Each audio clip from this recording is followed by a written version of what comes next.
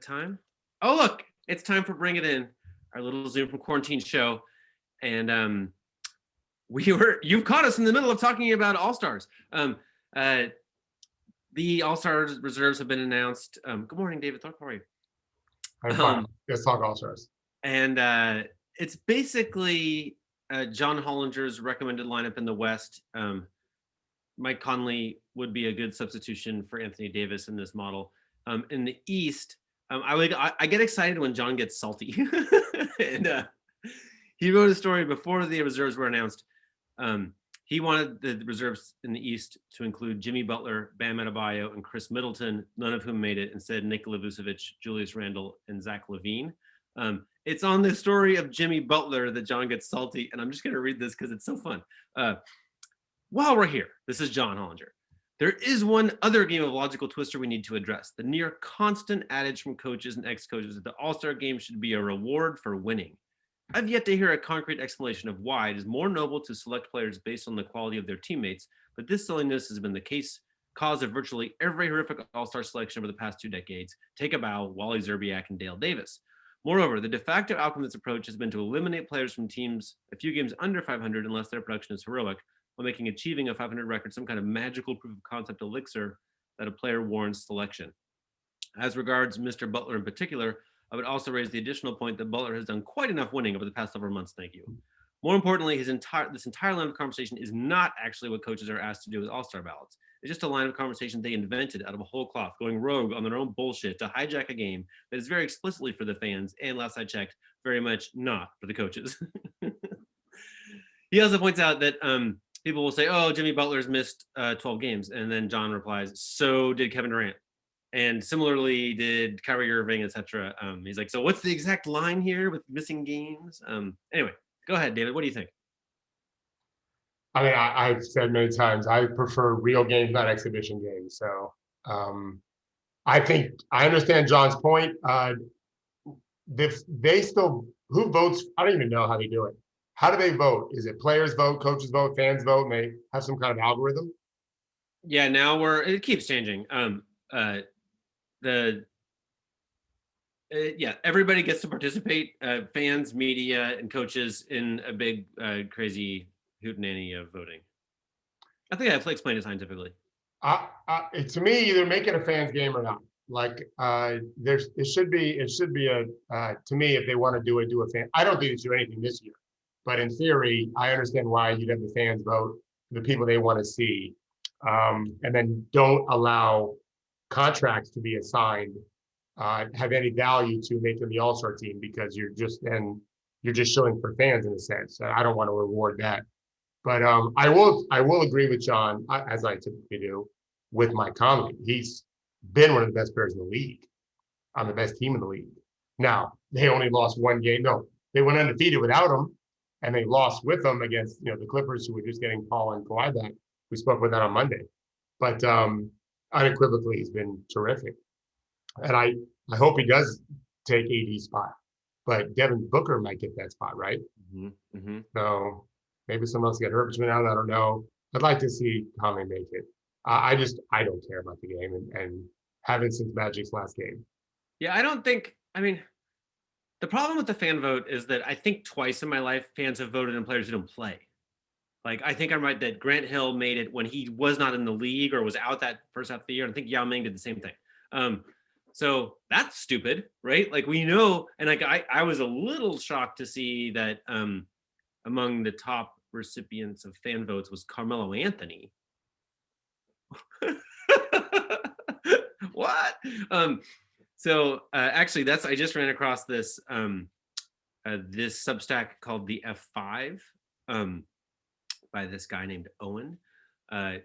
He made these beautiful charts of how dunks and threes data. Look at this.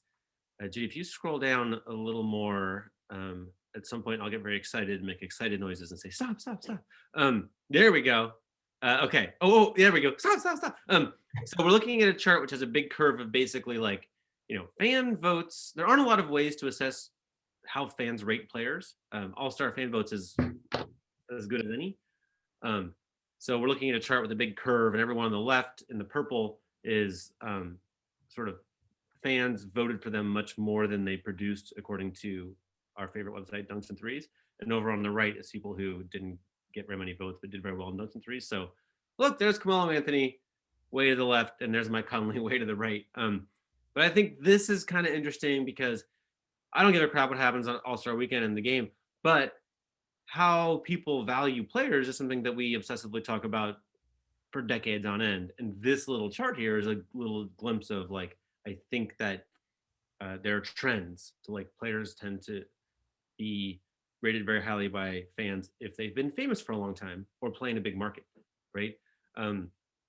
Whoever's a role player on the Warriors and plays on national TV all the time tends to get a ton more votes than like better players in smaller markets, etc. So I think like it's kind of worth hacking our own brains with like, what do we see as great, right? And here's where like playing with Steph is one of the playing with LeBron. These things get you votes. So I have a recommendation, and that would be we have a role players all-star game. So you can't average more than, let's say, 12 minutes a game or 15 minutes a game, pick a number. And then, but coach it up. Reward, pick 2 coaches, got to be under the age of 40, or, pick some guys that'll be excited to do it. And you'll end up finding out some of these guys have a lot more game than what we see on their teams. Mm-hmm. That would be helpful to know these guys can do more than what they're allowed to do for their teams. That'd be fun. I wouldn't watch it any more than I watch these games because it doesn't count. I like to watch the games that count. But whatever. I don't. I think the players are motivated to do as well as they can. The All-Star game doesn't add to it. They're going to be just as motivated to play as best they can play. I will say this. I have never been a fan of Zach LaVine beyond a 6-man role. Going back to his draft year, I thought he was going to be a Jamal Crawford, which is not a cut down. Jamal Crawford, as you know well, is a really valuable player. I thought that's what Zach's ceiling was. I don't know that I'm way off. Clearly, he can be a starting level player. Can he be a starting level player on a winning team? That remains to be seen. But it's fair to say I was probably wrong to at least some degree. If not, I might be hugely wrong. If one day he's scoring 25 a game for the world champs, that's not the role I saw him have as a starting point guard for a playoff team. And so if he makes the All-Star team on a relatively, at best mediocre team, that says a lot about Zach LaVine, and he deserves great credit for it. And I was wrong. Wait, do you know that he literally grew up with like Jamal Crawford as his mentor? I think you once told me that. Yeah, I forgot.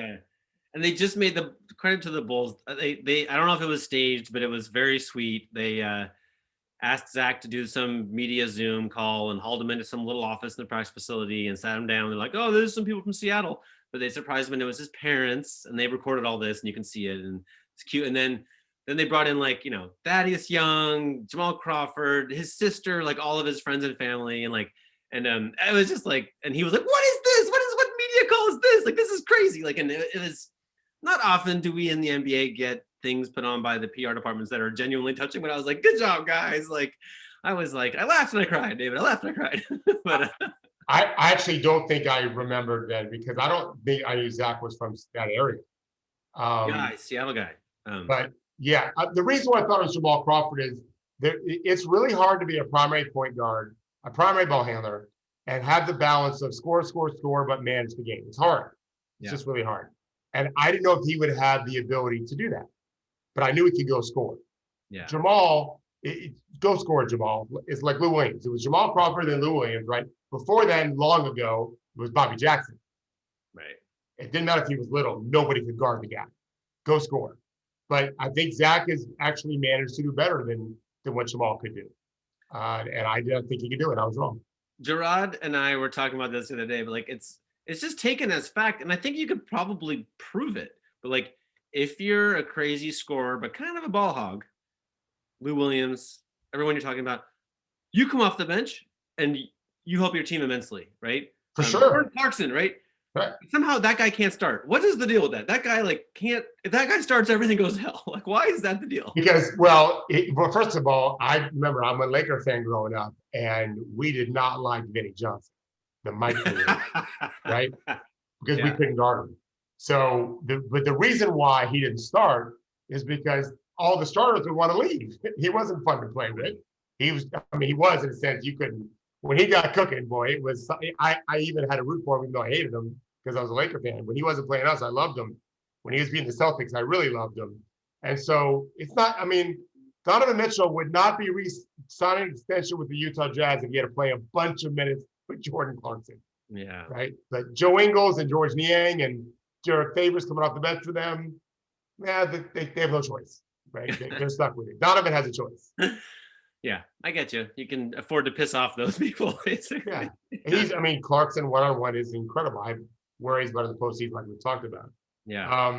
But I think Zach LaVine's proving a good passer, huh? Yeah, and when I watch Zach LaVine, like, like I have this little tension of, is he seeing the floor? Is he making the right read? Is he getting the most out of his teammates?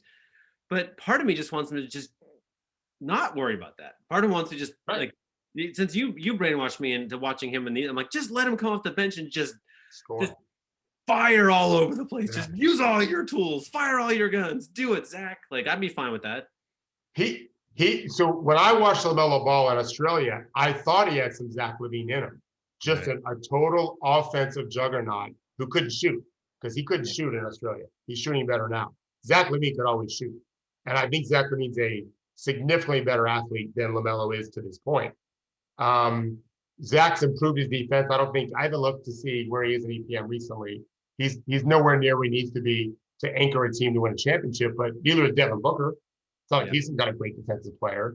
I mean, the Bulls have a big question. I think they're probably going to try to build around an all-star like him, but they're a long way from being relevant. And he'd be pretty damn.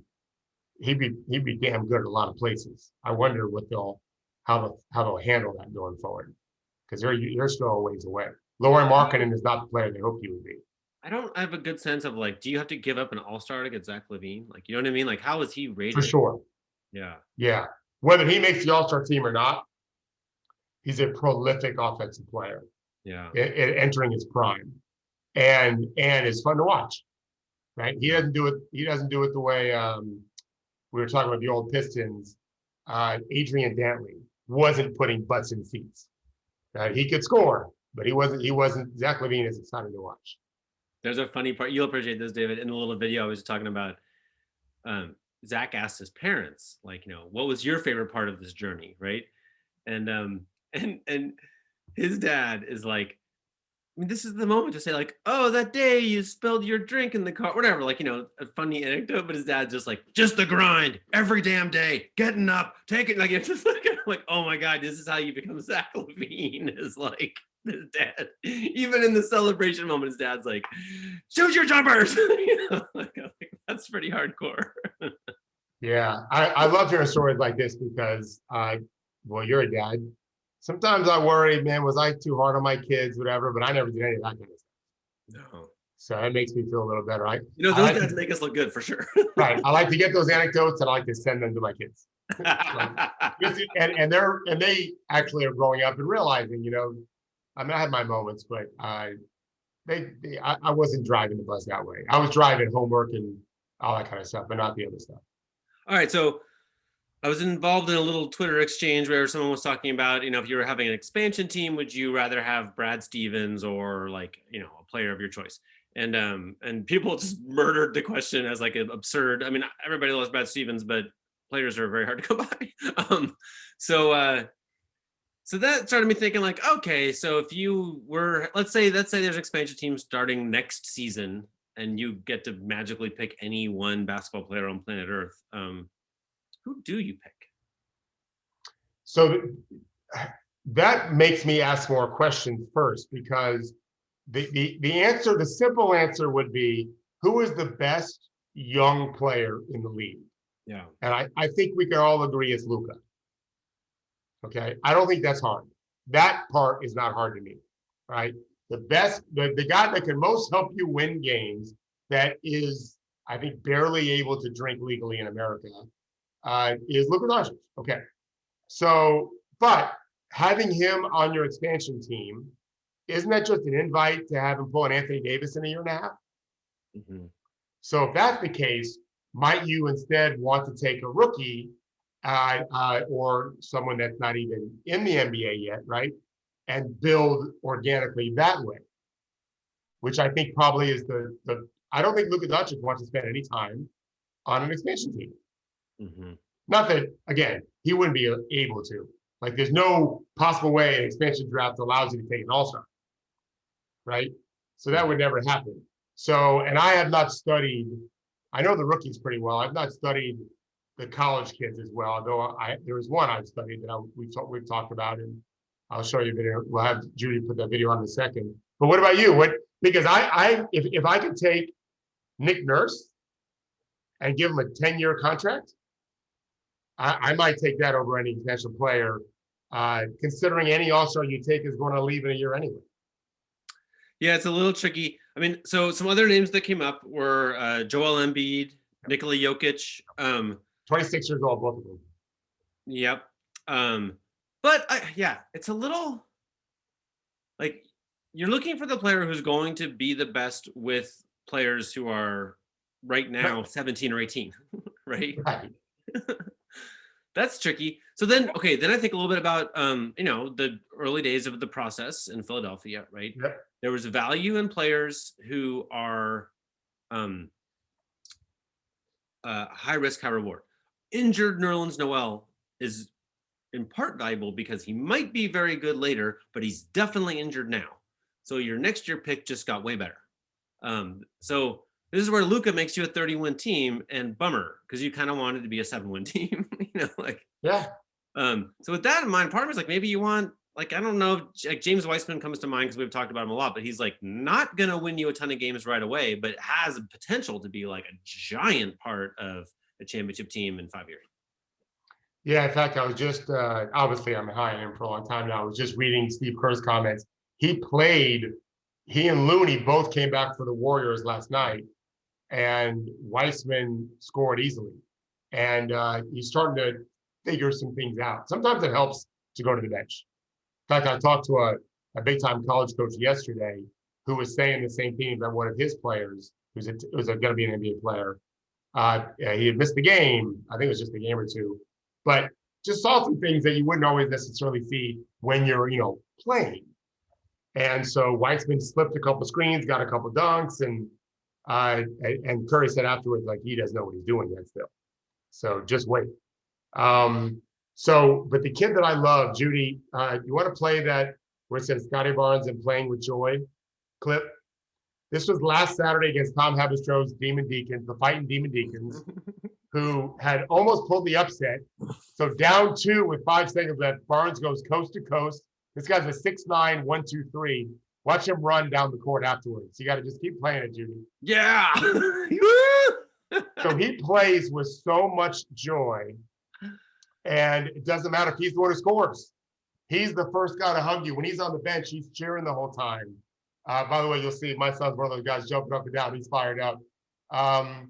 This guy, he came into the college, and coaches told me Magic Johnson, Scottie Pippen, kind of like, and that's just ridiculous. And then I saw him play this year, and I thought, oh, that's definitely ridiculous. Like it's not. Now it's not so ridiculous. The game is starting to slow down for him a little bit. He doesn't really have a game, except he really knows how to play, for a freshman anyway.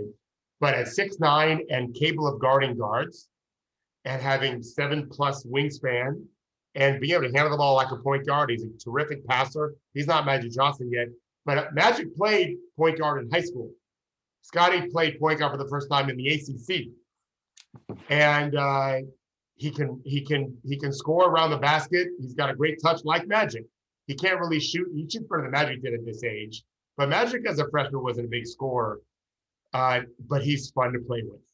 And so when you ask the question about expansion, well, if I could build a team around someone that has a chance to be Magic Scotty like, and is super fun to play with, and it went to a school where they don't play him a ton. Florida State doesn't play guys a lot, and so it tells me something about his personality and his ego, that he didn't need to play 30 minutes a game.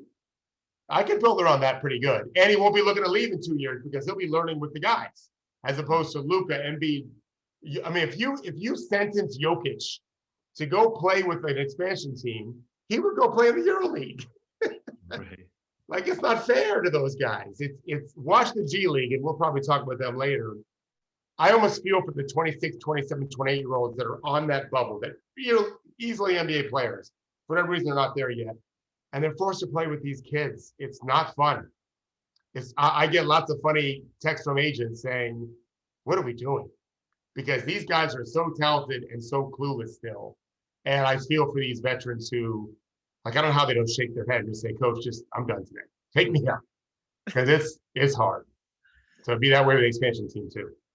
Yeah, that'd be bad. I'm trying to think, has there ever been like a star on an expansion team? It hasn't really happened, has it? No, it's by definition, the only star you might get would be either the comeback player type, which is pretty rare, or Brian needs Craig Road, big country, or you draft, you get the great draft pick, and he just, LaMelo would be a star in expansion team offensively. He's really an amazing offensive player. Yeah. I don't love him still, but he's got a lot of talent on that end. But he's not going to be a star that wins games. Same as Trae Young. Like, those guys are going to poke a lot of points, but it's a hard game. It's a freaking hard game. It's a hard game. Okay, shall we talk about this? Like, this just struck me. So, everybody knows what Luka did last night. I think we have a little clip of it, Judy. It's that Twitter NBA link. Okay, here we go. He wins the game with the step back three. He was actually kind of double teamed. And it just struck me like 20 years ago, this would have been the only step back three, guarded three game winner, maybe in a season, right? But now I think we've had a dozen this year, maybe. Like, it just seems like it happens all the time. And I thought it'd be fun just later. Let's go on a research project and answer the question: how many times has this happened? But for now, like, what's your guess? Like, what was the number of guarded game-winning threes? 10 years ago, 20 years ago, 30 years ago. All right. Before I answer that, let me just say this: that was great defense. That was a terrible shot. That was Kyrie Irving's game-winning, championship-winning three. That's garbage. Yeah. Right. If you watch the play in slow motion, when Doncic came off the screen, his defender ran towards the rim, because that's the shot you want to protect, is anything near the basket. You want to give up that.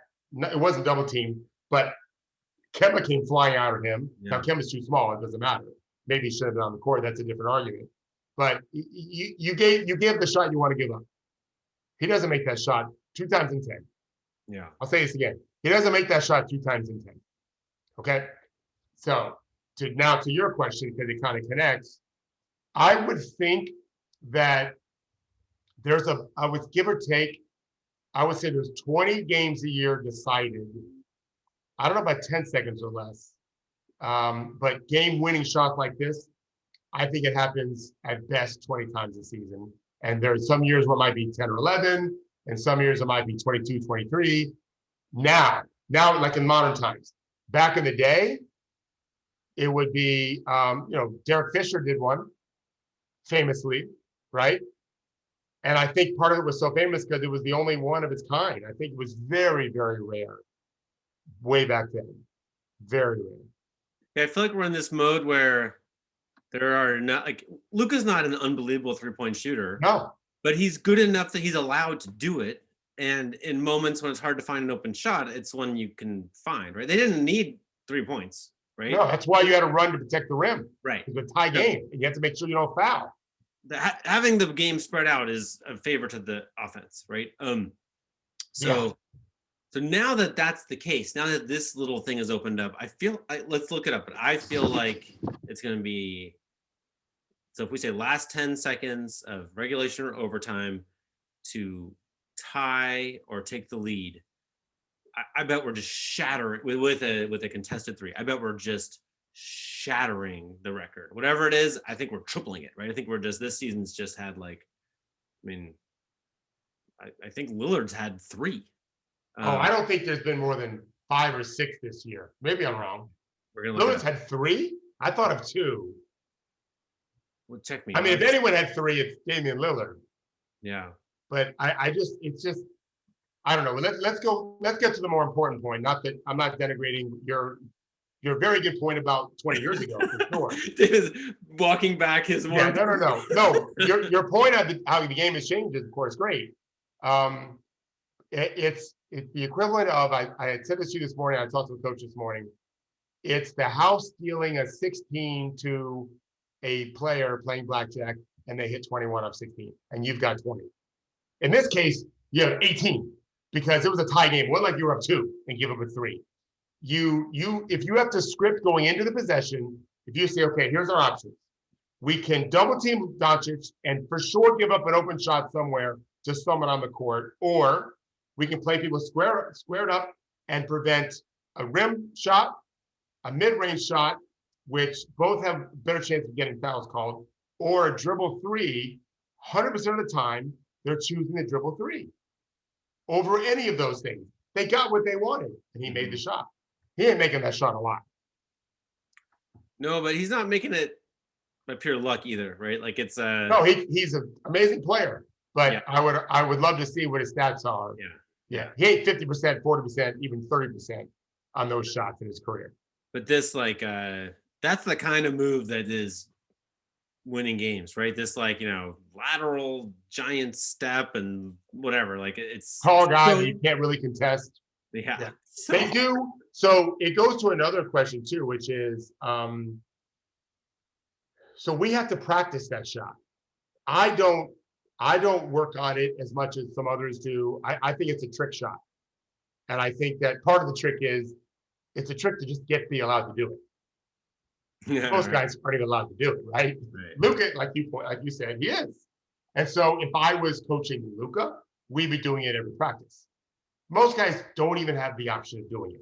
They have the option of making the open 3 because someone goes to double Luka, or it's a scramble. There are scramble situations. Ray Allen's 3 is a great example of the scramble 3, right? Offensive rebound, kick out 3. So you practice those things. But to do it off the dribble, we do practice it for end of quarters because anyone might do that. Anyone might be in the game at the end of a quarter and be in a position where they have to go shoot. For example, the opponent scores with 4 seconds on the clock, and then they deny your best play. So now they throw it to anyone to get the shot off in 4 seconds. So I have all my guys practice those things. And we literally run around like a crazy person and shoot the 3. We do, because that's what it looked like in a game. Yeah. But this was a set play with Luka. You have to the trick is to be that guy, right? We all know who those guys are. They're the ones playing the All-Star games, right? Yeah. They're the ones who get that. And Luka has been doing this. When I saw the play, seconds after it just happened, my first thought was, well, he's been doing this a lot. Mm-hmm. Because Luka's been Luka for a long time, right? He was a pro as a kid, right? I don't know his middle school age story, but my guess is he was doing it then too. Right? He looks like one of those guys who's always been great. And I'm not a Luka expert, but as soon as it happened, some smart person on Twitter was like, "Oh, that's his spot," and I'm prepared to believe that's true, right? I'm prepared to believe that, like, as that play began, he wanted to get there because he likes that spot. You know, I have argued with you and others about the idea of hot hand. I can have a nuanced argument about it. I'm not some idiot about it. Thank you. Because I actually think it can exist. I don't think it exists as often. I agree with most of the data people. It's not as common as normal. The spot thing, I think, is bullshit. I've never coached a player that didn't have a spot. Man, I see them miss those spots all the time. When they make it, they call it. I had one player, Corey Brew is famous for this. Corey would call it sweet spot, and he had a very funny way. Sweet spot in that left corner. Corey lived. I don't know when he shot from 3 in the left corner. It wasn't great, but in his mind, it was a sweet spot. And in practice, he made a bunch. So a lot of other people made from the left corner 3.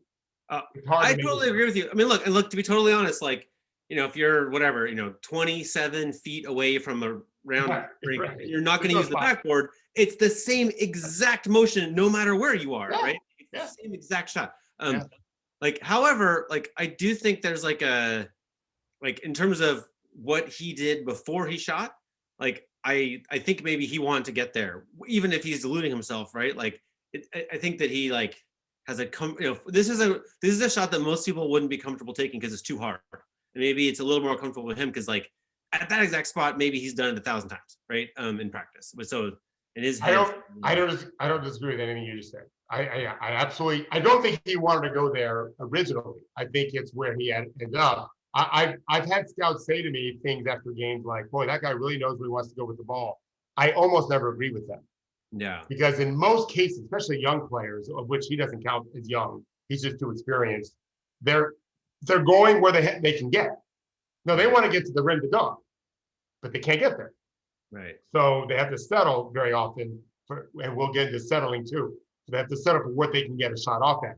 It helps to be Luka in being 6'7", and the way he shoots the ball, he kind of brings it back here a little bit. It's hard to get to that, Oh and yeah. so that's like Dirk. Like you just can't fuck with that shot.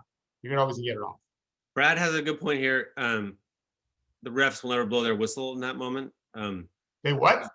Brad's pointing out that the refs won't blow their whistle in that moment, which is a reason not to drive, right? Like, do you agree? I don't agree with that at all.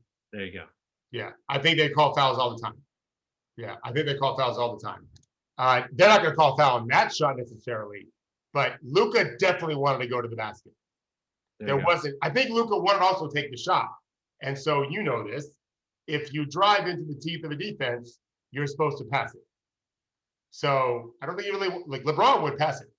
Luka wants to shoot it. Now maybe he should want to shoot it with his teammates. That's a different thing. But I don't know if they call in the playoffs since fouls as often in the paint as they regular season. But yeah, I've seen that call a ton. I've seen it on both ends where a guy scores with 4 seconds left because they call a foul, and then the other team fouls with 2 seconds left. In fact, I think it happened in the playoffs last year. Like maybe if memory serves, Celtics Raptors didn't both teams foul late and both teams got free throws. Yeah, it happens. It happens. We could probably find like the rate if it's Yeah, maybe a little less than regular part of the game, but I tell you what, you're losing for sure in a tie game if you foul Luka Doncic. He's making 1 or 2. Yeah, that's true. Judy, do you mind if we skip ahead and can you show us the Giannis move? For some reason in slow-mo, this like really leapt out to me. But to your point, I would put it to you that they won't very often call the offensive foul with the game on the line. But this is just a regular Giannis moment in the middle of a game. But watch the reverse angle on this one. He shoves him off. Like big time. His right hand, yeah. Like that is the move. Watch. Yeah. Oh, get out of there. So this is Giannis just shoving the giant Karl Anthony Towns out of the way with, and then I think he got technical for that, but he does a really good kind of stink face thing afterward. But yeah, is this a good move, or like I feel like this is so before we answer, Judy, I've got 2 links in there called we have some officiating issues. Have you seen these yet, Henry? No. Okay, well, we're on the same page, my man. Okay. So if you could play those 2, Judy. This happened, I want to say Sunday night. So this is Kawhi. James Harden acts like someone shot him with a cannon. Kawhi does not extend his left arm. And they call that's a different play there. That's good, Judy. Just that one. Kawhi drives and basically James reaches in. Kawhi doesn't extend. So when you extend, that's an easy call for refs, right? When you just gotta hold them off, there shouldn't really be any call, but they called Kawhi for the foul. Now I'll play the other one, Judy, if you don't mind. This is Zion Williamson to win the game. They're down 1 against Celtics. He just trucks Tristan Thompson and gets the and one. And just trucks them. That's not, there's no, and I don't know if the camera angle, if we play it again here, Judy, they might show Tristan's face. It is the meme of what the fuck? Like that gigantic man just trucked me. How was that a foul on me? And I saw it at a different angle under the behind the baseline. And Tristan maybe grazed Zion's gigantic arm, 5 times my arm, as he was falling down when he got trucked. But it was a foul by Zion. I was rooting for the Pelicans. Yeah. But I couldn't argue. When I saw it live, I'm like, yeah, that's an offensive foul. Then he said the end, I'm like, well, maybe Tristan grabbed him. No, he was trucked. So, no, that's not a good move. Those are offensive fouls. Yeah. So we've talked about defenses having a law of verticality. They can go straight up, right?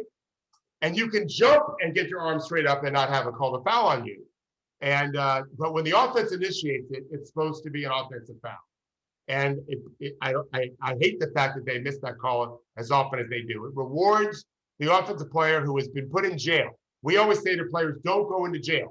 I don't mean this literally. I mean figuratively, under the rim or in a bad angle where the only shot you had is to initiate contact. It's supposed to be an offensive foul. And the Stars especially, although Kawhi did get a call on him, and what I thought was actually a legal play, it normally isn't. What Giannis did, what Zion did, is customary. And that's something the ref should be able to see it and call it. Well, it's extremely competitive, obviously.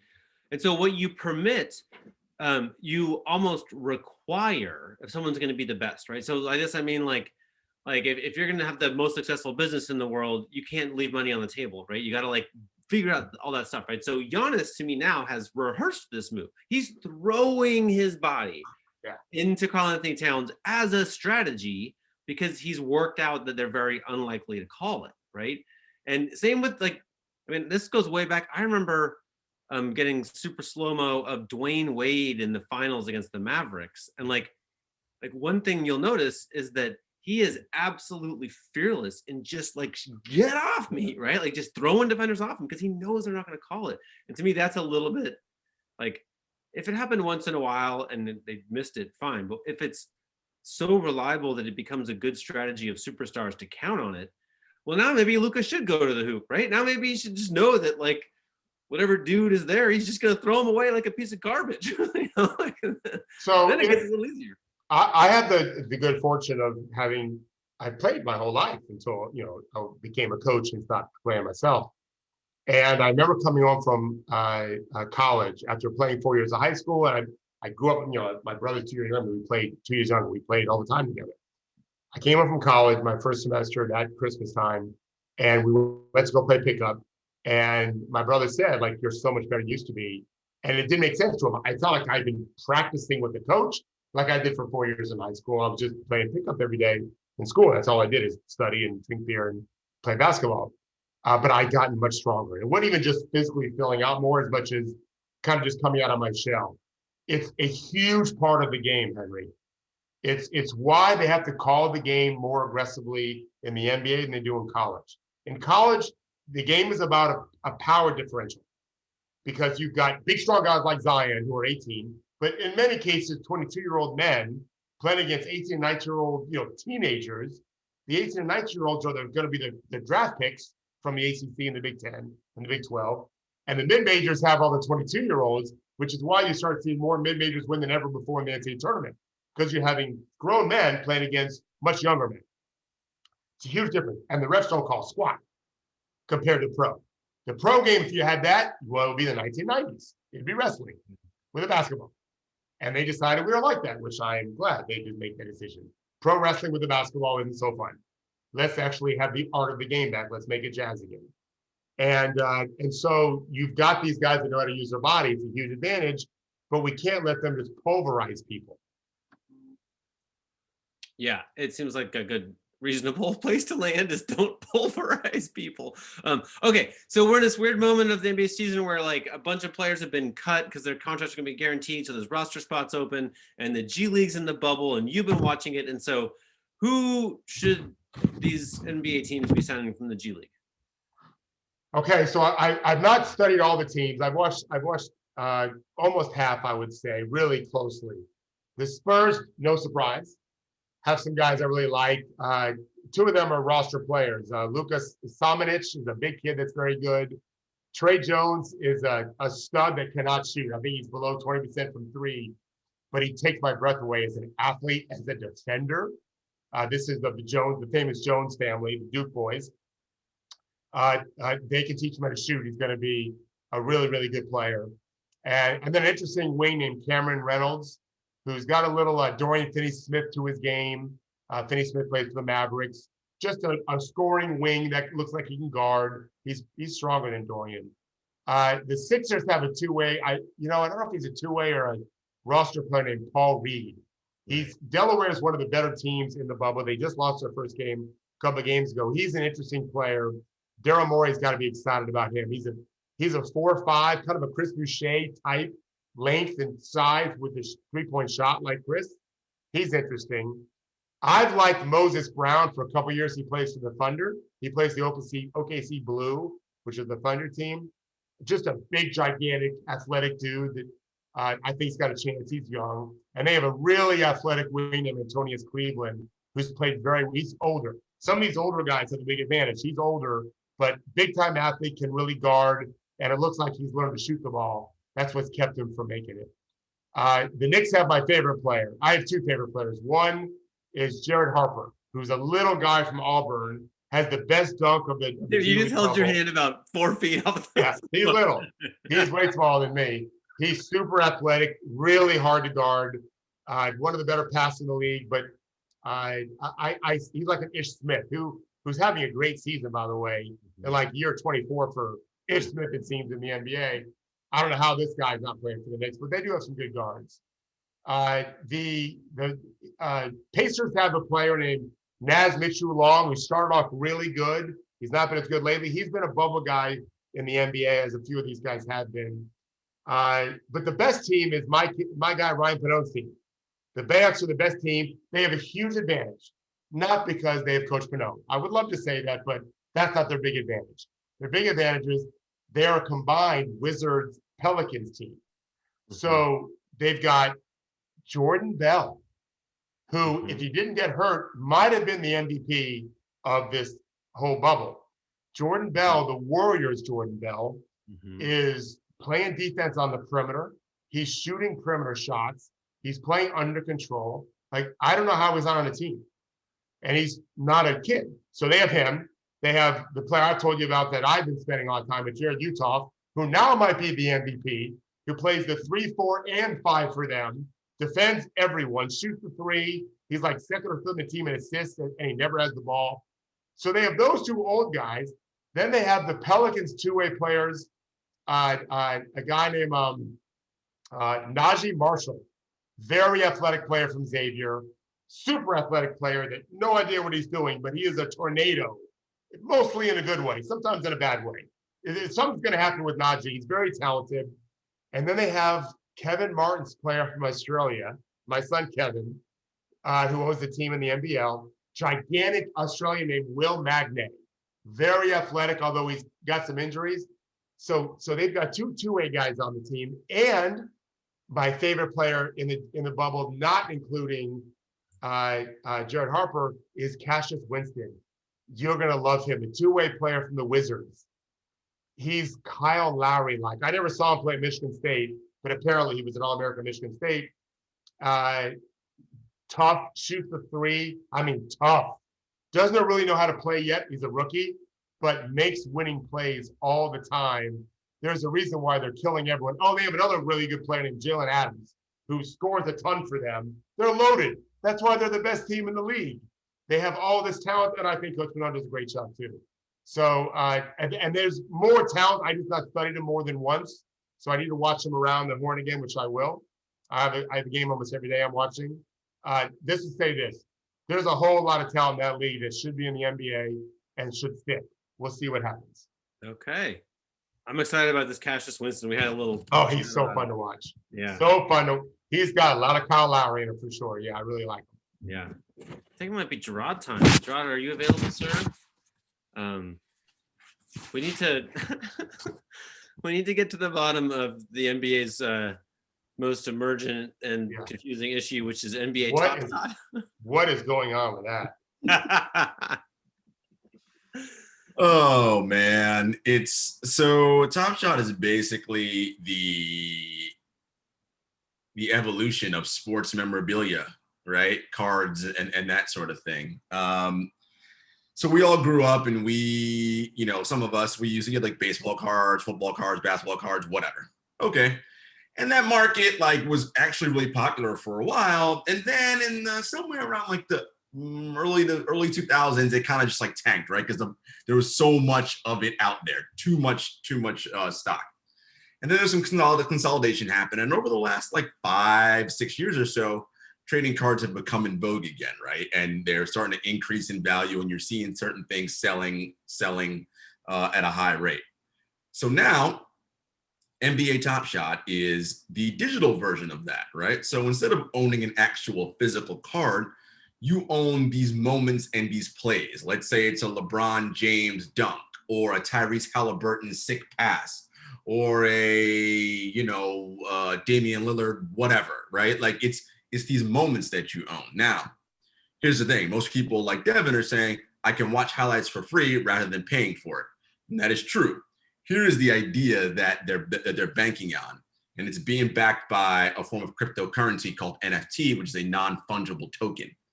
The idea there is that whoever owns this highlight, whatever one I just mentioned, because of the NFT, that person literally, that is theirs. So they are the person who owns that particular piece of moment or history. Now, because it gets popular and is watched by millions of people and people love it, what that does is that increases the value of the actual original piece, right? That's the idea. So think of it like art, right? Like the Mona Lisa, for instance, is obviously very popular. We assume that the Louvre in Paris has the original. I mean, we don't know, but we assume it. I've gone there. I've seen this thing hanging in the wall. I'm like, yeah, looks like the Mona Lisa to me.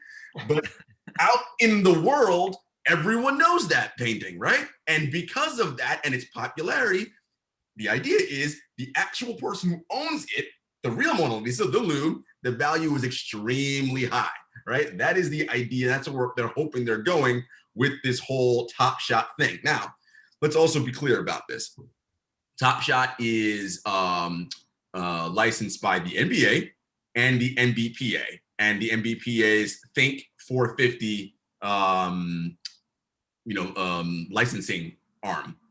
So the players have an incentive, right, in this game. So you see a lot of them tweeting about it, like, oh, I can't get my moment. I want this, I want that. That's the idea. It is driving the value up right now. And what's happening now is we're early in Top Shot. The NBA sent me an email about Top Shot last summer. And I was like, what the hell are you guys talking about? Whatever. Like, it'll work. And I'm sure Henry got the same email. You're like, what is this? Who cares? Right to the round file. Yeah. Exactly. But now it's just in the span of the last 3 days, the amount of sales on Top Shop has like gone out of control, like $100 million in like people selling moments back and forth. So right now it's at its height. And it's kind of how things work in the market and everything else. Once everybody's talking about it, right, it causes everyone to jump in, whether it be FOMO, whether it be whatever it is. People are like, oh my God, I got to get into this, got to get onto this. Prices are steadily trading up, and up. It's going to eventually crash and bottom out. But the idea is this is the future, right? This idea of cryptocurrency and using these NFTs, these non-fungible tokens, this is sort of where the future of digital ownership is going, right? Think of the idea of like a happy smiley face. Let's say I created a smiley face. You can copy it off your computer and have it on yours, Henry. So can you, David. So can 100 million other people. But if I am the owner of that space, the value of mine is high because so many people are copying it and using it, right? That's the idea that they're basing this off of.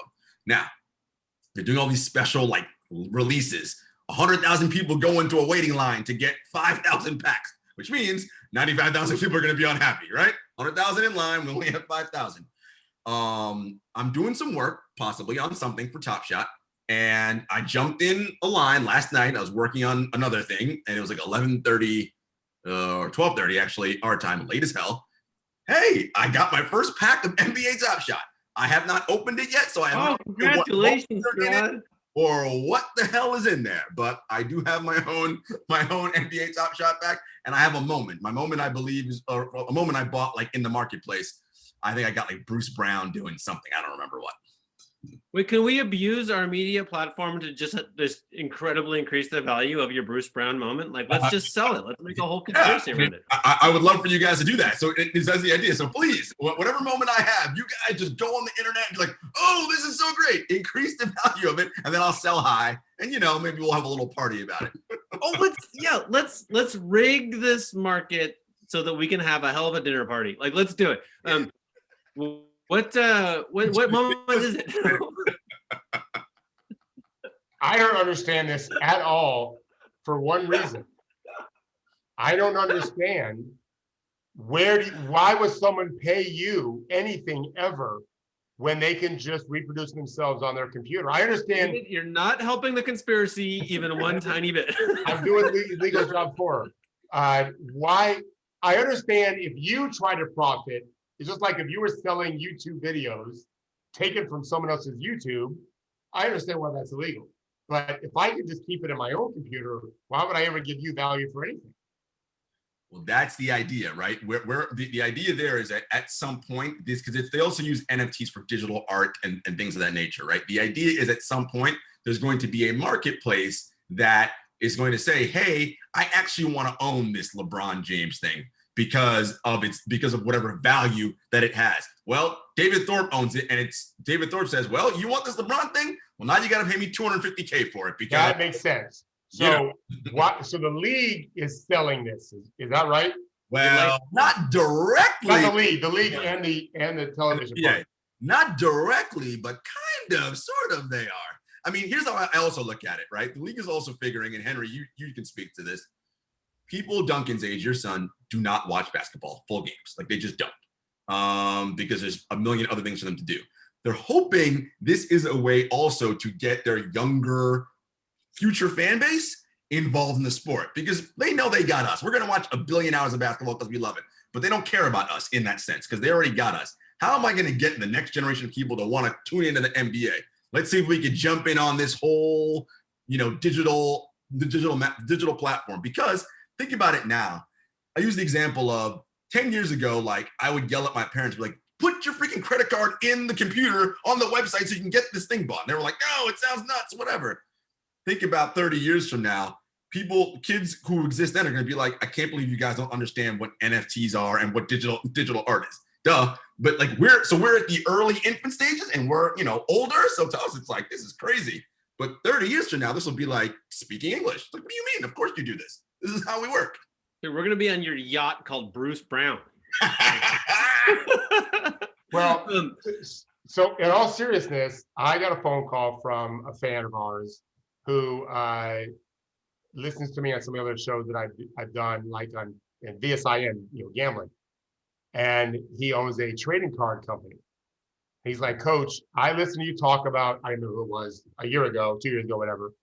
And I went and bought some rookie cards of this player for nothing and now it's worth like 10 times what I paid for it. And this was a month ago. The player's done very well, he told me, and it's going to go up more. So is there value to be able to kind of see, or these digital things you're talking about, is it more just a coolness thing? Like you remember when Damian Lillard made that three against, maybe it was Houston, and then looked right at the camera when the crowd was all on him? The Thunder. How's this the Thunder? With the Thunder. Yeah, it was Thunder. Like, that is the coolest damn thing I ever saw. I don't care if it was Damian Lillard. It was the whole thing, especially. And then Arya did the thing in Game of Thrones where she was the heroine of Game of Thrones against the Night King, right? Spoiler alert. And I probably should say that first, spoiler alert. And then they use her face in that Damian Lillard meme. So that, to me, I get the value of that, right? But that did not have to be Damian Lillard. It could have been anyone with that face. It would have been great. That makes some sense to me. Is that where it's going more so than the clutch three or something? Like some things have inherent value. Like let's say, like a kitchen knife can definitely make a zucchini more valuable than, right? So like it has this inherent value. This is one of those things that hinges entirely on like, we all just agree to give it value by all wanting it, which sounds like the shadiest thing of all time. However, just remember, and it could be shady, like it just could be. But I will point out that who made a beautiful, amazing, deep hour of podcasting probing basically like, what is money? Fascinating. Money works in the exact same way, right? Mm-hmm. Once there was, it represented this amount of gold in some basement that the government has or whatever, but now it's like, we all just agree that it's worth this. And our agreement is the only reason it is worth this. So shady and ethereal, though the value of your Top Shot may be, it's the same principle as our goddamn dollars. Essentially, and it's funny that you bring up money, right? Because money is a fungible token, right? Because your $1, David, is the same as my $1 bill. They're two different pieces of paper, but they are worth the exact same because a dollar is a dollar, right? But this whole thing with NFTs, well, your Tyrese Halliburton thing may not be worth what this LeBron James thing is worth, right? And to Henry's point, it's all because we decided we like LeBron James better, right? Or, the world has decided we like LeBron James better. So this thing inherently has more value than this other thing. Look, right now, it's all of the cool factor and everybody jumping in. But because the world has become more digitized, this is where everything is seemingly headed right now. But to him, there could be some shade involved there, right? Like, I keep looking to see which NBA, I'm like, in the NBA guys, man, they're like, oh, I couldn't get my top shot moment. I'm willing to give whatever and 2 courtside tickets to someone who I'm like, this is all very interesting. So just keep your eyes peeled. I also, that Judy said, my copyright textbooks got set on fire by this conversation. And Caleb, honestly, Caleb's like, did Henry just call Fort Knox some basement? Yeah, well, I did. Gerard mentions the interest in attracting a younger crowd. Might I suggest the 1 free throw for 2 rule that the G League is using? No timeouts the last 2 minutes of the game, 10-second reviews. I mean, there's things we can do to make it a more visually appealing product that have nothing to do with this fucking insanity you're talking about right now. Well, David, the number 1 band of all time, the Capitalist Machine. Oh, I know. We got to keep playing these hits, my man, so I can make money somehow. So gambling and all this NFT, this is the future of sport right now, right? Because these leagues have to keep figuring out, how do we keep making billions of dollars? Well, we got to find some way to do it. There's also like what's the word for like when you get excited to own something? I think there's a word for this, but like, watching the game works in one way, but this is mine, right? This is what's happening with the Kicks app, right? This is what's happening with Robinhood app, like whatever, is just like, I own a thing, which I think maybe now when we're, I'm pointing right there because there's a teenager right down there. Like, and you're on Zoom all day. Like, purchasing something might be a lot more fun than watching something, right? Yeah. Like, there isn't a lot you can do where you're a part of the story, but this is a way that you're part of it, right? As the owner. Interesting. Wait, are we gonna have Top Shot moments of this show? Who wants to buy? Let's do it. Who wants to buy this minute? David, how much do you want for this minute? I will bid actually 2 pence. 2 pence. And I don't even know how much that is, by the way. I don't speak English. Not even 6 pence. He said 2 pence, not 6, 2. 2 pence. Oh, just pence. Yeah. That's scary. It's thing. It's just, if you, Henry, 30 years ago, if someone were telling you, you'd be like, what are you talking about, you nut job? That's not real. But here we are. No, Gerard, you make a brilliant point. Like, I don't at all disagree with you that we can't imagine what it's going to be like in 30 years. And it's going to look more like this than whatever we could think of as old, especially me as an old guy.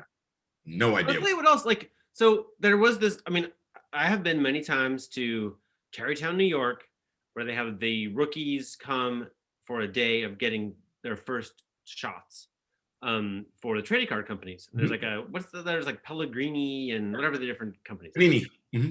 What's the other one? It's like Panini or whatever. Yeah.